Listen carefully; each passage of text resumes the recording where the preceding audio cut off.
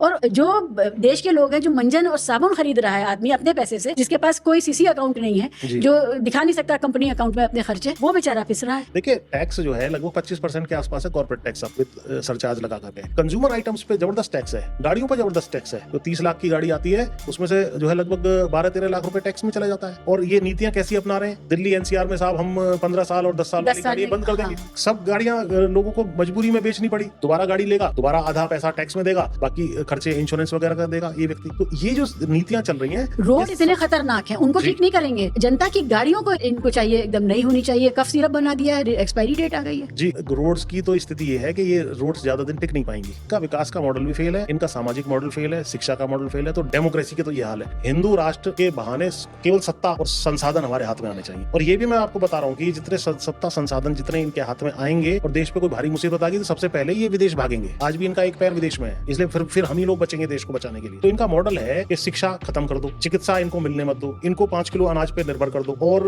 Dominant caste को खत्म कर दो।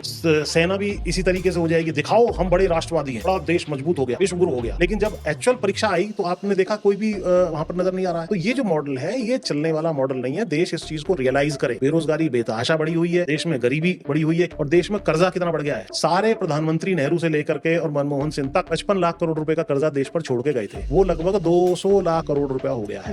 जबकि टैक्स की क्या हालत है, मनमोहन सिंह $120 में तेल खरीदते थे और तुम्हें 60-65 रुपए देते थे। ये 60-65 में खरीद रहे हैं और 100 रुपए में बेच रहे हैं। जितना पेट्रोल खर्च होता है उतना टोल लग रहा है। अभी हमारे कुछ मिलने वाले भूटान गए थे कुछ, तो उन्होंने वहाँ जाके बताया भारत भूटान को तेल सप्लाई करता है। भारत का तेल पेट्रोल भूटान में 60 रुपए में बिक रहा है, नेपाल में भी भारत अपने विदेशी पड़ोसियों को जिस रेट में दे रहा है उससे 2 गुना अपने देश के लोगों से वसूल रहा है। तो इतनी ड्यूटी लगी हुई है। और अब बाबा रामदेव नहीं बोलता है, बाबा रामदेव और ये सब जो है ना, जो फर्जी हिंदू, अमिताभ बच्चन नहीं बोलता है, फर्जी हिंदुत्ववादी घूम रहे हैं, ये देश के साथ बहुत बड़ा अन्याय कर रहे हैं। अक्षय कुमार, अमिताभ बच्चन और बाबा रामदेव, ये सारे लोग अब शांत है। अब उनको नहीं दिखाई दे रहा है कि तेल तो आ रहा है 65-70-75 रुपए डॉलर में बाहर से कच्चा तेल, और बेचा जा रहा है 100 रुपए। वो 120 में लेकर के 70 में बेच रहा था, वो तुम्हारे लिए बुरा था। और एक्स बेतहाशा बढ़ा हुआ है। 2019 में इन्होंने कॉर्पोरेट टैक्स कम किया था, जो 30% से घटा करके कॉर्पोरेट का टैक्स 22% किया था, इस आशा में कि ये बड़े भारी जो है इन्वेस्टमेंट करेंगे। कोई इन्वेस्टमेंट नहीं किया उन्होंने और बेरोजगारी बढ़ी हुई है। उनके पास इतना कैश जमा पड़ा है, वो डीलीवरेज कर रहे हैं, अपने लोन चुका रहे हैं।